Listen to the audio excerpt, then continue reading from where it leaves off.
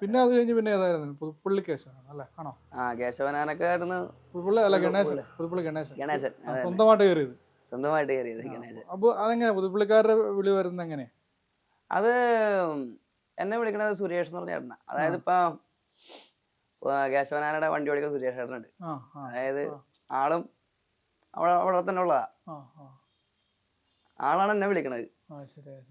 ഇവിടെ ഒരു ആനയുണ്ട്, ഇവിടെ സാറിന്റെ ഒരു ആനയാണ്, അപ്പൊ നീ വാന്ന് പറഞ്ഞു. നല്ല ആനയാണെന്ന്. അപ്പം ഇതിന്റെ ഒരു കൊമ്പൊക്കെ ഇങ്ങനെ ഇരിക്കുക സൈഡിലേക്ക്. അപ്പൊ ഇതിനാർക്കും വേണ്ട. അപ്പൊ എന്നോട് അതിന്റെ ഉടമസ്ഥൻ സാറ് പറഞ്ഞു, ഇത് പണിയാനൊന്നും ഇത് പണിയൊന്നുമില്ല, എനിക്ക് ചെലവാശി എന്തൊക്കെ നീ ഇതിന്റെ കാര്യങ്ങൾ നടത്തിയാന്ന് പറഞ്ഞു. അതിന് അതിന്റെ കാര്യങ്ങൾ, അതിനെ കുളിപ്പിക്കുകയും അതിന് തിന്നാൻ കൊടുക്കുകയും അതിന്റെ കാര്യങ്ങൾ നോക്കിയോ, അതിനുള്ള ചെലവാശി ശമ്പളമൊക്കെ നിങ്ങൾക്ക് തരാം. അങ്ങനെയാണ് അവൻ എനിക്ക് കിട്ടുന്നത്.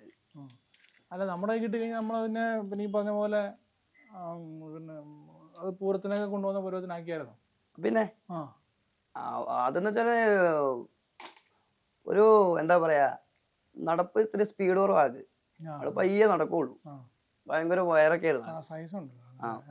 എന്ത് കണ്ടാലും വലിച്ചു വരി തിന്നാനെ, എന്ത് കണ്ടാലും. അന്നാനക്ക് ഭയങ്കര ഭ്രമ തീറ്റകള്. അങ്ങനെ ഞാൻ അതിനെ കൊണ്ട് നടന്ന് കുറെ കാലം. പിന്നെ അതിന് ചെല്ലുന്നിടത്തൊക്കെ പനയുണ്ടാവും, ഇത് മറിച്ചിട്ട് കൊടുക്കും, അവിടെ കെട്ടും. അടുത്ത ദിവസം അവിടെ പുഴയുണ്ട്, അവിടെ കൂടെ കുളിപ്പിക്കും. അങ്ങനെയായിരുന്നു കണ്ടത്. ഇത് മരമൊന്നും വലിക്കൂല. ശരിക്കും പറഞ്ഞാൽ മറ്റുള്ള ആനയുടെ ഇതുകൊണ്ട് ഇതിങ്ങനെ ജീവിച്ചു പോകുന്നു, പുള്ളിക്ക് വിൽക്കാനും കഴിയില്ല.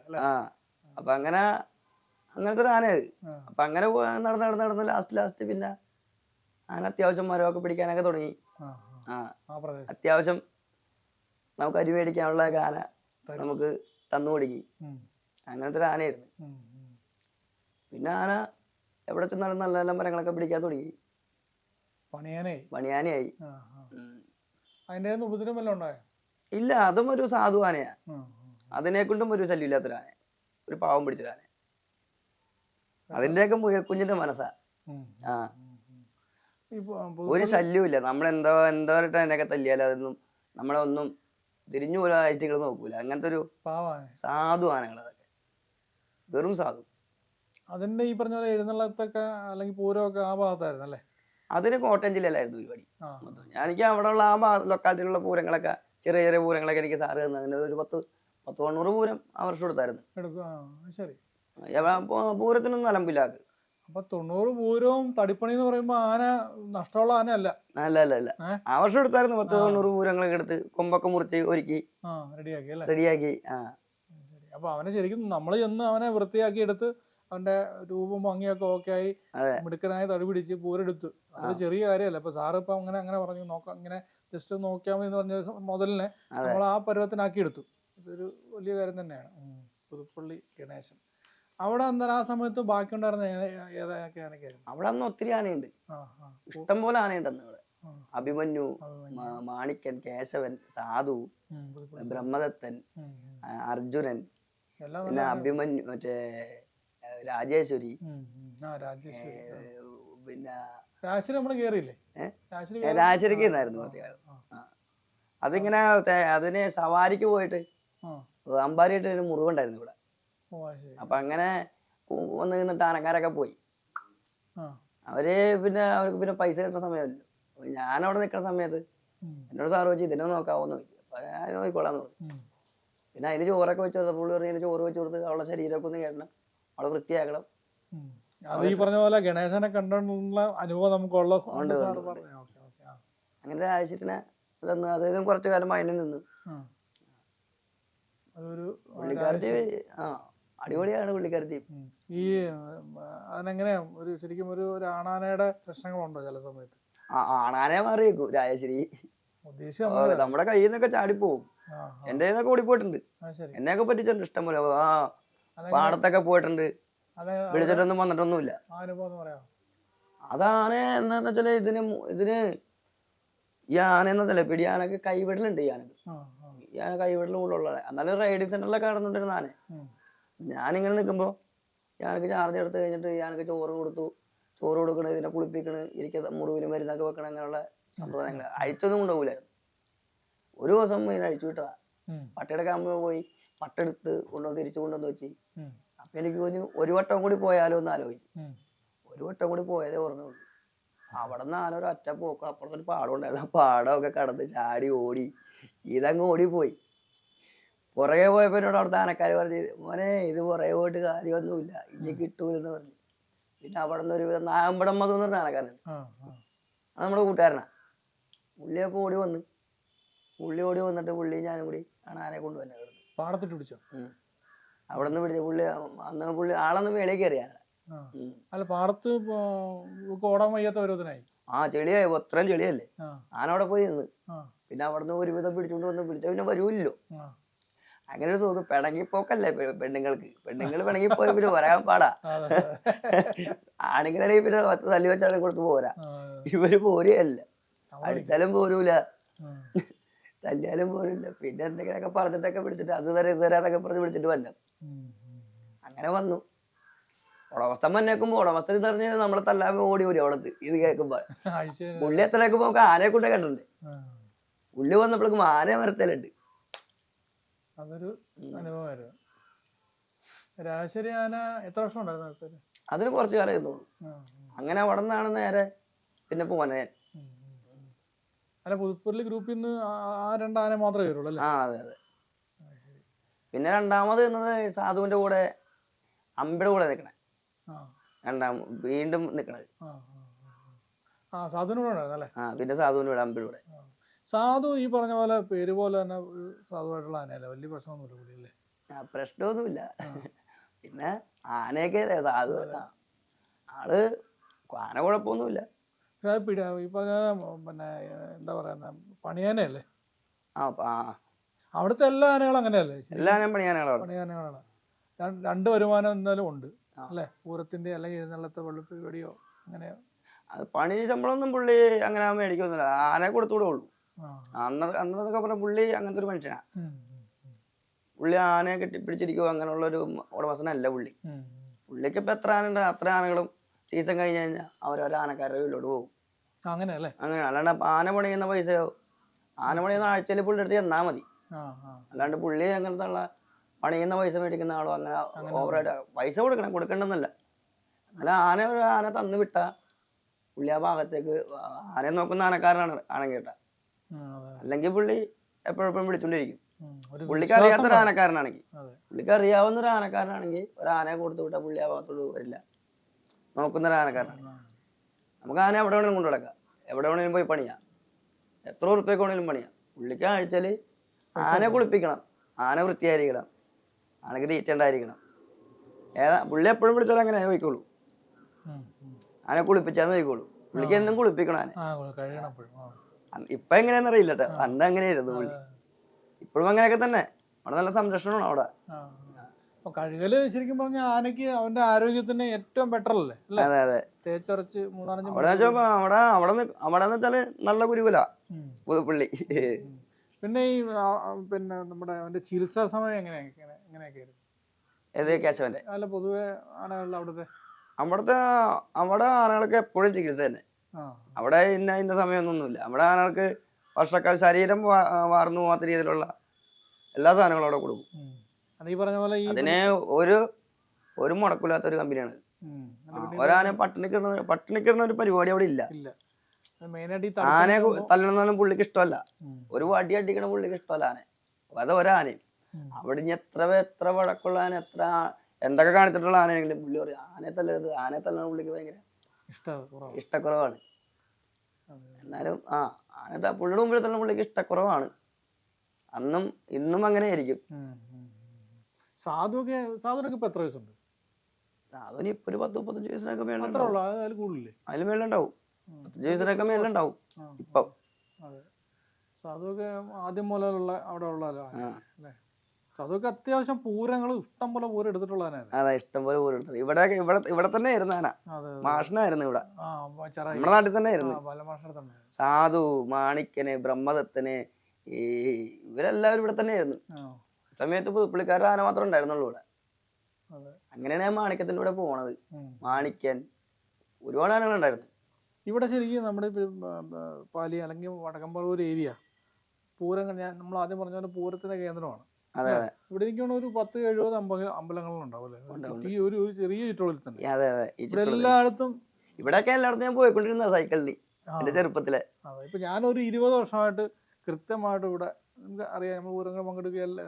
അപ്പൊ എല്ലായിടത്തും മിനിമം ഒരു 3 ആനകളും ഇല്ലാത്ത അമ്പലങ്ങളേ ഇല്ല. അതെ അതെ അല്ലേ? അത് ഗംഭീര പൂരം, എല്ലാം ഗംഭീര പൂരങ്ങള്. മൂത്തൂന്നം, ചെറായി, ചക്കുമശ്ശേരി, വള്ളത്താങ്കുളങ്ങര, കരിയമ്പള്ളി, അരിയമ്പിള്ളി, ഇഷ്ടം പോലെ. അയ്യോ ഇവിടെയൊക്കെ ഇവിടെ വെളുത്താട് ആ അവിടെയൊക്കെ അപ്പൊ ഞാൻ പറഞ്ഞു പുത്തമ്പേരിക്കര, പുത്തമ്പേരിക്കര എല്ലാം നല്ല നല്ല അമ്പലം. മുപ്പത്തടം നമ്മളെപ്പോഴും പോയിക്കൊണ്ടിരുന്ന ആനയും കൊണ്ട് ഈ ലൊക്കാലത്തിലെ പൂരങ്ങളൊക്കെ പോയിട്ടുണ്ട്. പിന്നെയാണ് ഇപ്പോഴാണ് തൃശ്ശൂർ ജില്ലയിലൊക്കെ ആയത്. തൃശ്ശൂരിന്റെ ഒരു വാങ്ങലുള്ള ഒരു ഏരിയ കൊണ്ടായിരിക്കും, അല്ലെങ്കിൽ അടുത്ത് കിടക്കുന്നുണ്ടാവാം. പൂരപ്രേമി, ഭയങ്കര പൂരപ്രേമികളുള്ള സ്ഥലമാണ്. അതെ അതെ അതെ, നമുക്കത് ഇവിടത്തെക്കാളും കൂടുതൽ അവിടെയാ. അതെ അതെ അതെ, ഏറ്റവും കൂടുതൽ പൂരപ്രേമികൾ. ഞാൻ ഇവിടെ നടന്നേക്കാളും കൂടുതൽ തൃശ്ശൂർക്ക് കയറി ചെന്നപ്പോഴാണ് പൂരത്തിന്റെ ആനപ്രേമികളും ആനകളും മുട്ടിന് ആനോടോസന്മാരുടെ വീടും. അതെ അതെ അതെ, ഈ ഞാൻ ആനക്കുളം പൂരത്തിന് ചെന്നപ്പോഴേ അപ്പൊ നമ്മള് പറഞ്ഞു കേട്ടല്ലാതെ പൂരം 100% മനസ്സുകൊണ്ടും ശരീരം കൊണ്ടും ആസ്വദിക്കുന്ന സ്ത്രീകളെ ഞാൻ കണ്ട അവിടെയാണ്. അവര് ആരും ശ്രദ്ധിക്കുന്നു, അവരങ്ങനെ വേറെ നോട്ടം പോലും ആരും. അവരെ തൃശ്ശൂരെന്നല്ല, തൃശ്ശൂര് കഴിഞ്ഞ പാലക്കാട്, പാലക്കാട് ബോർഡറിലോട്ട് എലുമ്പുണ്ടല്ലോ, അവിടെയുള്ള പെണ്ണുങ്ങൾക്ക് അറിയാം മേളം എങ്ങനെയാണ്. തീർച്ചയായിട്ടും അങ്ങനെയാണ്. പൂരപ്പ് കൊട്ട് നിർത്തണമെങ്കിൽ അവരും അതുപോലെ കൃത്യം കൈയെടുത്ത് ഒരു രക്ഷയില്ല. ഞങ്ങളൊക്കെ അർജുനാർക്ക് അതൊക്കെ കാണാൻ വായിച്ചാക്കണത്. അവിടെ ചെന്നാലും എഴുന്നള്ളിപ്പാനല്ലേ. അവിടെ എന്തൊക്കെ അവിടുത്തെ പെണ്ണുങ്ങൾ എന്ന് പറഞ്ഞാൽ പൂരങ്ങൾ ഏറ്റെടുക്കും അവര്. ഈ ഉത്രാളിക്കാരെ കാര്യം, ഉത്രാളിയിലാണെങ്കിലും മറ്റേ പാലക്കാട് എന്താണ് പൂരത്തിന്റെ പേര്, നാസഹായം, ഗണവസഹായം, വലിയ വലിയ പൂരങ്ങളുണ്ട് അവിടെ ഇഷ്ടം. അതായത് കണ്ണമ്പ്ര വേല, ഉത്രാളിക്കാവിലെ പൂരം കാര്യം പറഞ്ഞാൽ ഉത്രാളിക്കാവ് പൂരം ഉച്ച കഴിഞ്ഞാൽ ഉള്ളൊരു മുറുകണമൊന്നും കൂടെ. ഇപ്പൊ രാവിലെ നമ്മള് ചെല്ലുമ്പോ കാണുന്ന കാര്യം എന്ന് വെച്ചാൽ സ്ത്രീകളാണ്, സ്ത്രീകളായിരിക്കും മൊത്തം.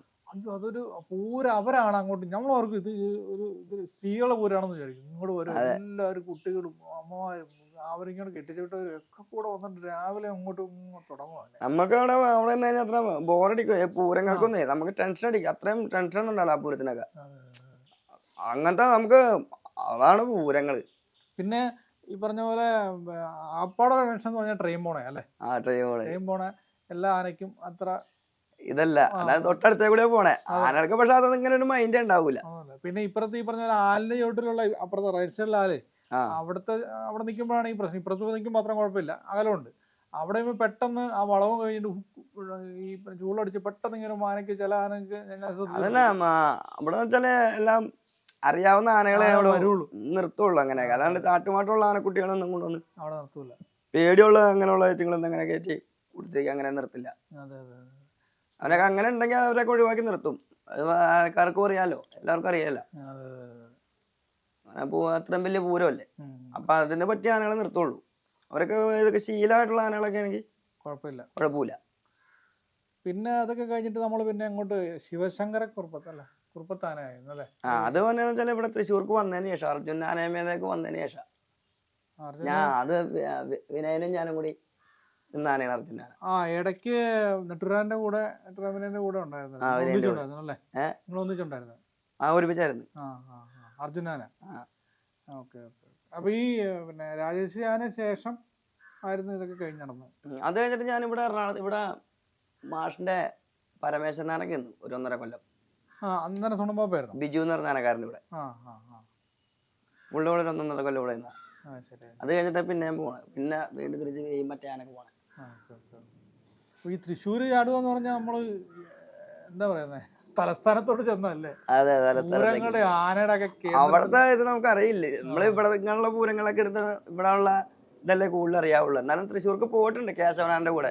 പല വലിയ അപൂർവം ചില പൂരങ്ങളൊക്കെ പോയാക്കണേ.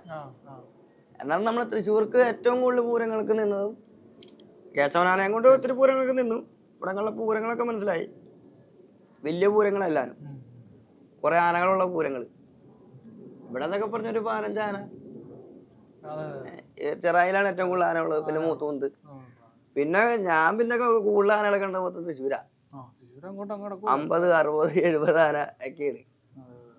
ഈ അർജുൻ ആന അഴിച്ചിട്ട് ഫസ്റ്റ് ചെമ്പൂത്ര. ചെമ്പൂത്ര പൂരമാണ്. അതിങ്ങനെ നിക്കുവല്ലോ തൃശ്ശൂർ നാട്ടിലെ നിറച്ച ആനകൾ ഇങ്ങനെ നിക്കുവല്ലേ. അതൊരു ഭയങ്കര ഒരു സംഭവ. അല്ല അത്ര ആനകളെ നമുക്കൊന്ന് അതും വലിയ ആനയും. ഞങ്ങൾ ആദ്യം എല്ലാം നല്ല ആനകളല്ലേ. അതെ അതെ. ഈ കഴിഞ്ഞ ദിവസം കുറച്ച് ദിവസം മുമ്പ് എനിക്ക് ഈ പറഞ്ഞ വടക്ക് ഇവിടെ സ്ഥലം ഞാൻ പറഞ്ഞ ഇവിടുത്തെ എൻ്റെ സുഹൃത്തിനെ വിളിച്ചിട്ട് അവിടെ അവര് ബുക്ക് ചെയ്യുന്ന ആനയ്ക്ക് ചെറിയ പ്രശ്നം പറ്റി മാറി. അപ്പം എന്നോട് പറഞ്ഞേട്ടാ വലിയൊരു ആന വേണം. ഞാനൊരു ആനയുടെ പേര് സജസ്റ്റ് ചെയ്തു. വലിയ ആന തന്നെ, നല്ല ആന. എന്നാൽ ഡേറ്റിന് കിട്ടുമെന്ന് എനിക്കറിയില്ല. ഞാൻ പറഞ്ഞ ഡേറ്റും ഒക്കെയാണ്. പക്ഷെ ഇത് എൻ്റെ ഒരു സജഷൻ അതാണ്, ചേട്ടാ എനക്ക് ഇച്ചിരി വല്ല ഇത് വേണം. കാരണം അതൊന്നും അവിടെ ഒരു ആനയല്ല. അല്ല, ഞാൻ ഒരാനയുടെ പേരെടുത്ത് പറഞ്ഞില്ല അവിടെ. നമ്മൾ പറഞ്ഞുകൊണ്ട് ഞാൻ പറയുന്നത് അവിടെ മൊത്തം തൃശ്ശൂർ നാട്ടിലും വലിയ ആനകളാണ്. അല്ല അവിടെ ഒക്കെ വലിയ ആനകളൊക്കെ സാധനം തല പിടിക്കണ ആനകൾ. മത്സര ബുദ്ധിയുള്ള സ്ഥലങ്ങളല്ല അവിടെ. പാലക്കാടും പിന്നെ അങ്ങോട്ട് തുടങ്ങണം. പാലക്കാട്, ഒറ്റപ്പാലം, ഷൊർണൂർ, ചെറുപ്പശ്ശേരി, എല്ലായിടത്തും. പെരുന്നാളാണെങ്കിലും പൂരായിക്കോട്ടെ, എല്ലാം ചെറിയ ആനകളൊന്നുമില്ല. എല്ലാ കമ്പറ്റിയും മത്സര. വലിയ ആനകൾ തന്നെയാണോ? വലിയ ആനകൾ. ചെറിയ ആനകളെ കൊണ്ടൊന്നും മത്സരിച്ചിട്ട് കാര്യമില്ല. തലപ്പൊക്കം പോലത്തെ നല്ല സ്റ്റൈലുള്ള അതല്ല അവര് പറയണ കാശ് കൊടുത്തിട്ട് അവര് പറയുന്ന കാശല്ലേ കൊടുക്കണേ. അതേപോലെ ആനകൾ തല പിടിക്കുന്ന ആനകളായിരിക്കണം. ഇത് എന്നോട് ആദ്യം പറഞ്ഞത്, ചേട്ടാ ഇത്ര രൂപ കൊടുക്കാവുന്ന ആനയാണ് കൊടുക്കാം. ഞാൻ പറഞ്ഞ അത്ര നിങ്ങൾ പറയാൻ വേണ്ട. കാരണം എന്ന് വെച്ചാൽ അത് ആന അവരും കൂടെ പറയട്ടെ, ചാടിക്കാരൊക്കെ പറയേണ്ട കാര്യമില്ലല്ലോ. ഞാൻ പറഞ്ഞു പിന്നെ ആണ് എനിക്കറിയാവുന്ന ഒരു വലിയ ആനയുടെ കാര്യം പറഞ്ഞപ്പോൾ ഞാൻ പറഞ്ഞു അതൊന്ന് അത് സംസാരിച്ച് നോക്കാം എന്ന് പറഞ്ഞു. അല്ല ചേട്ടാ അത് ആനയെ കൊണ്ട് ഇച്ചിരി വലുത് വേണം. അപ്പം ഞാനത് അതിൻ്റെ ഒരു പൂരം നിൽക്കണ ഒരു വലിയ ആന എടുത്ത് നിന്നാ ഉണ്ട്, പക്ഷെ അത് പോരാ. അപ്പൊ അതാണ് ഞാൻ പറഞ്ഞത്. അപ്പൊ അത്തരം ചിന്തകളാണ്, അല്ലെങ്കിൽ അതുപോലത്തെ പൂരങ്ങളാണ് വടക്കൻ പൂരങ്ങൾ. നമ്മളൊക്കെ കാണാൻ പോകുന്നതും ആസ്വദിക്കാൻ പോകുന്നൊക്കെ അതിന്റെ കാര്യത. ഇവിടുന്ന് കൊള്ളുവലെന്നല്ല ഞാൻ പറഞ്ഞത്, ഇങ്ങോട്ട് ഈ ഭാഗത്തേക്ക്. അല്ല, ഇവിടെയൊക്കെ ഐതിഹ്യ പൂരങ്ങളാണ് ഇവിടെ. നമ്മളിവിടെ ഇവിടെ തലയൊന്നും പിടിക്കണ്ട. നമ്മളെ ഈ ഇങ്ങോട്ടൊക്കെ തലയൊന്നും ഇവിടെ സ്വസ്ഥമായിട്ട് നിന്നായി. ഇപ്പൊ നമ്മൾ ഇരിക്കുന്ന ഭഗവാൻ ഇളക്കം തട്ടാതെ അവിടെ നിന്നായി. അവിടെ അതല്ല, അവിടെ ഇളകേ പറ്റുള്ളൂ. നമ്മളിരിക്കുന്നത് പാലിയത്താണ്. അപ്പൊ പാലിയത്ത് അമ്പലത്തിൽ ഇതുപോലെ ഉഗ്രം പൂരമല്ലേ, പിന്നെ നല്ല മേളം, ഐതിഹ്യ പൂരല്ലേ ഇവിടെ. നമ്മൾ ഇവിടെ നിന്നല്ല വന്നത്. ഇവിടുത്തെ പൂരങ്ങള് കണ്ടിട്ട് നമ്മള് ആനകളെ കണ്ടിട്ട് നമ്മള് വലുതായത്. അതൊരു ഇവിടെ 10 ദിവസം ഉണ്ടാവും ആന. ഇവിടുത്തെ ആന അന്ന് ഇവിടെ കൃഷ്ണപ്രസാദാണ്. ഞാൻ പറയാൻ പറ്റുന്നത് കാരണം വെച്ചാൽ ഓണക്കുറു പൊന്നഞ്ചേട്ടനായിരുന്നു ഇവിടെ. അതായത് അവരുടെ നല്ല പൊന്നാശാന്റെ ഒക്കെ നല്ല പ്രായം ഇവിടെ ആയിരുന്നു. എനിക്കത് എന്റെ ചെറുപ്പം ഇവിടെ കാണാനുള്ള ഒരു ഭാഗ്യം എനിക്കുണ്ടായിട്ടുണ്ട്. രത്നാരൻ ചേട്ടനും അതേപോലെ പൊന്നൻ ചേട്ടൻ, പിന്നെ വിനോദേട്ടനൊക്കെ ഇവിടെയായിരുന്നു. അവരുടെ ചെറുപ്പകാലമൊക്കെ ഇവിടെയാണ്. നല്ല നല്ല നല്ല യൗവന പ്രായത്തില് ഇവിടെയാണ് അവര്. ഞാൻ ഇവരെ കണ്ടാണ് ഇവരെയൊക്കെ ഇവിടെ കണ്ടാക്കുന്നത്. ഇവിടെ ഏറ്റവും കൂടുതൽ ഇവിടെ ആയിരുന്നവര്. അങ്ങനെ ഒരു ഭാഗ്യം. എന്റെ ചെറുപ്പകാലം അവര് നല്ല നല്ല ആനകളെ കൊണ്ട് ഇവിടെ നടക്കണത്. ഇവിടെ ഇരുന്ന ആനകളുടെ നീരുകാലമൊക്കെ ഞാൻ സ്കൂളിൽ പഠിക്കുമ്പോ ഇവിടെ അവിടെ പോയിരിക്കണത്. അന്ന് കൃഷ്ണദാസ്, കൃഷ്ണപ്രസാദ്, മധുവാനെ, മറ്റേ നമ്മളെ രാജു ചേട്ടൻ, പൊന്നനാശാനെ ഞാൻ കൃഷ്ണപ്രസാദനൊക്കെ കേൾക്കുമ്പോ ഞാൻ ചെറുതാ. പിന്നെ ഞാൻ ഇത്തിരി കൂടിയും ഒന്നുപോലും തിരിച്ചറിവായി കഴിഞ്ഞപ്പോഴാണ് വിനോദേട്ടൻ പറഞ്ഞത്. വിനോദേട്ടനായിട്ട് നല്ല ബന്ധമായിരുന്നു അന്നും ഇന്നും കേട്ടാ. വിനോദേട്ടനാണെന്ന് കൃഷ്ണപ്രസാദനൊക്കെ പുള്ളി മാറിയതിന് ശേഷം. പിന്നെ രത്നാരൻ ചേട്ടൻ പുള്ളിയായിട്ടും നല്ല ബന്ധാ. അന്ന് പഠിക്ക് 10-31 ഇപ്പൊ അന്ന് രത്നാരനെ കൃഷ്ണദാസാനെ. നമ്മളെ വീടിനോട് കുറച്ചല്ലേ ഉള്ളു വലിയോർമ്മ അമ്പലം, ഞങ്ങളുടെ അമ്പലം. അവിടെ നിന്ന് കുറച്ച് മണി എന്ന് പറഞ്ഞ വീട് പുള്ളിയുടെ ഷെയറാരനായിരുന്നു. അവിടെയാണ് ആനകളൊക്കെ നീരി കെട്ടണതും. ആ വീട്ടിലാണ് ചില്ലിക്കൂട് അമ്പലം. അങ്ങനെ നമ്മൾ പറയാൻ പറ്റുമോ ഈ ഏരിയയില്? ഇപ്പൊ നമ്മള് വന്നില്ലേ, അതാണ് ആ അമ്പലത്തിന്റെ ഇപ്പുറത്താണ് ആനകൾ നിർന്നത് കൃഷ്ണപ്രസാദൊക്കെ. നമ്മള് വന്ന വഴി. ഈ പൊന്നചേട്ടന്റെ എപ്പിസോഡില് വാലിയത്തിനെ കുറിച്ച് ഇവിടത്തെ ആളല്ലേ പുള്ളി. ഞങ്ങളുടെ ഇവിടത്തെ ആളായിരുന്നു. പുള്ളിയും രത്നാരഞ്ചേട്ടനും ഇവരൊക്കെ ഇവിടുത്തെ ആൾക്കാരാണ്. വീണ്ടും നമുക്ക് നമ്മുടെ ഈ നമ്മുടെ നെട്ടൂരാന്റെ കൂടെ തൃശ്ശൂര് അർജുനൊക്കെ കഴിഞ്ഞിട്ടാണ് പിന്നെ ശിവശങ്കർ അഴിക്കാൻ വരുന്നത് അല്ലേ? അത് അർജുനാന കഴിഞ്ഞിട്ട് വിനയന് പേരാമംഗലാന അഴിക്കാൻ വന്ന്. അങ്ങോട്ട് പോയി. അങ്ങോട്ട് അല്ല, അതിന് മുന്നേ എനിക്ക് ശിവശങ്കരനാണ് വന്നത്. ഞാനതിനെ അങ്ങനെ ഏറ്റി കഴിഞ്ഞപ്പോൾ ഇവന് പേരാമംഗലാണ് അടിക്കാൻ വന്നെ. അങ്ങനെയാണ്. ആ ഒരു കൊല്ലം മാത്രമേ ഇല്ലാണ്ടുള്ളൂ. ബാക്കി അത് കഴിഞ്ഞിട്ട് ഇവന് ഗോപാലകൃഷ്ണനാണ് അഴിക്കുന്നത്. ഗോപാലകൃഷ്ണനക്കും ഞാൻ അവനും കൂടെ അഴിക്കണേ ഒരുമിച്ച്. ശിവശങ്കരനാന 2 കൊല്ലം. പുള്ളിനെ എങ്ങനെയാ ഒരു ഓർമ്മ? ശിവശങ്കരനെ അറിയപ്പെട്ട വെള്ളാരം കണ്ണുള്ള രാജകുമാരൻ എന്നറിയപ്പെടുന്നത്. അങ്ങനെയാണ് പുള്ളിനെ അറിയപ്പെടുന്നത്. വെളുത്ത കണ്ടാ പുള്ളിക്ക്. പിന്നെ ഞാൻ ചെല്ലുമ്പോ ആന നീരില്ല. ആനയേക്കാൻ ചെല്ലുമ്പോ ആന കേച്ചേരലി ഒലിവിൽ നിൽക്കുവാ ചെല്ലുമ്പോ. അങ്ങനെ ആ വർഷം ആ നീര് കഴിച്ചിട്ടാണ് ആന കഴിച്ചെടുക്കണേ. ആ വർഷം ആന കഴിക്കുന്നതിന് വല്ല പ്രശ്നങ്ങളൊക്കെ ഉണ്ടാകുന്ന പുള്ളി അഴിക്കുമ്പോ അതിനെ കെട്ടി അഴിപ്പുണ്ട്. ആനക്ക് കെട്ടി അഴിക്കണം. ആന നന്നായിട്ട് ഭേദ്യം മേടിക്കും. നല്ല രീതിക്ക് തന്നെ ഭേദ്യം മേടിക്കും. ആന അങ്ങനെ ആന അംഗീകരിച്ച് തരുള്ള ആന. അത്രക്കും വാശിയുള്ള ആനയാണ് ആന. ഒരു ദിവസം മതിയാവോ? ഒരു ദിവസം മതി. ഒരു രാത്രി കുറച്ച് ഇത്തിരി പണിപ്പെടണം. ശകലം ഓരോ ആൾക്കാർക്കും ഓരോ ആരോഗ്യപരമായിട്ടും ഓരോരാൾക്ക് ഓരോ വെയിറ്റ് കിട്ടും. നമുക്ക് വലിയ വെയിറ്റ് ഇല്ല. അത് നമ്മൾ സമയം കൂടുതലെടുത്ത്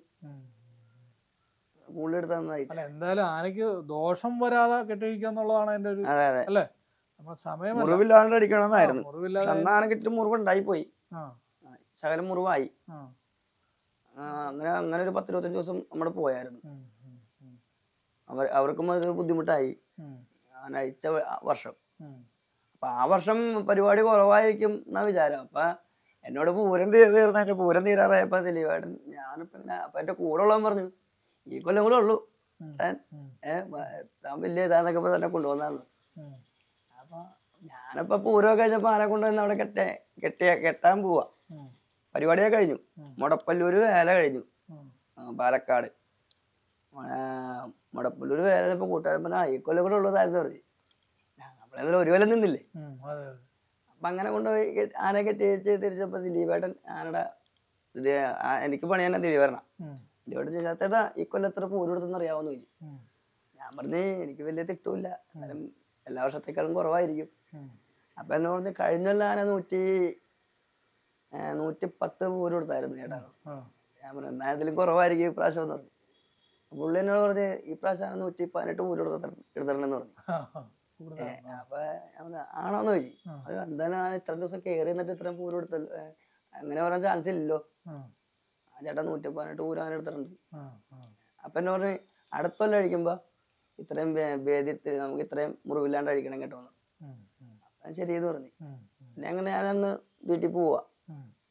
അങ്ങനെ വീണ്ടും 2ാം മുറി അവരെന്നെ കൊണ്ട് ആന അഴിപ്പിച്ചു. 2ാമത്തെ കൊല്ലം പകുതി ആയപ്പോഴാണ് ആനയെന്ന് 2ാമത്തെ കൊല്ലം നീരിന്ന് അഴിച്ചാന. അഴിച്ച് ആദ്യം ആന തൃപ്പാല ശിവേലിക്ക് പോകണം, നടന്നിട്ട് പോകണം. അത് കഴിഞ്ഞിട്ട് കറങ്ങി തൃശ്ശൂര് ഇങ്ങനെ കറങ്ങി ഇങ്ങനെ പിന്നെ അയ്യപ്പോളൊക്കെ പിന്നെ അങ്ങനെ പോകണം പരിപാടിക്കായിട്ട്. അങ്ങനെ പോയി. ആ വർഷമാണ് മാറണായിരുന്നു. അത് വേറെ ആനന്ന് വിളി വന്നിട്ടാണോ അതോ? അല്ലല്ല, ഈ ആന എന്ന് വെച്ചാൽ പോണ വഴിക്ക് എൻ്റെ തെറ്റിയായിരുന്നു.